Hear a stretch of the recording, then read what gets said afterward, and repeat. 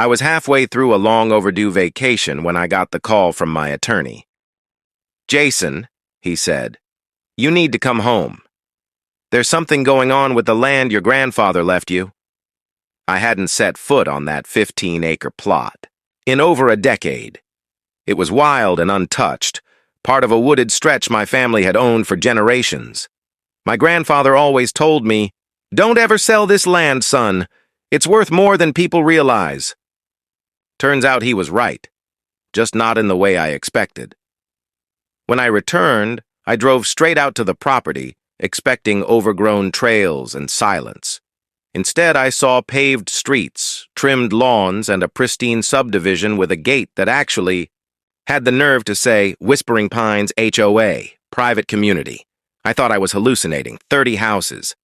30 occupied homes had been built on my family's land, without my knowledge or permission. I immediately contacted the county recorder's office and pulled all the land records. My name was still listed as the legal owner of the entire parcel. No deed transfers, no sales, nothing. As far as the law was concerned, I was the rightful owner, and these people were trespassing on a grand scale. Apparently, the HOA had been working with a shady developer who, through a combination of forged documents and backroom handshakes, convinced them the land was part of a future expansion. They built fast and sold faster, and no one bothered to verify title ownership.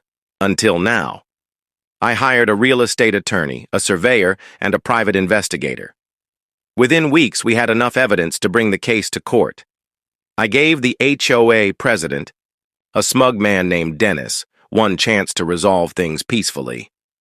"Buy the land at market value or prepare for eviction." He laughed in my face. "You can't evict an entire neighborhood." He was wrong.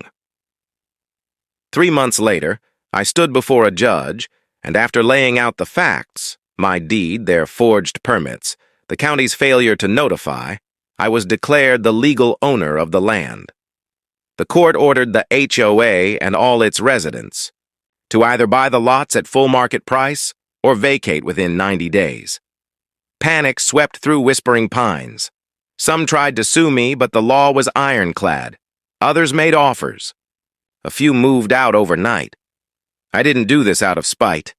I did it because my grandfather trusted me to protect what was his, and now mine. They built on stolen land, and now they're paying the price.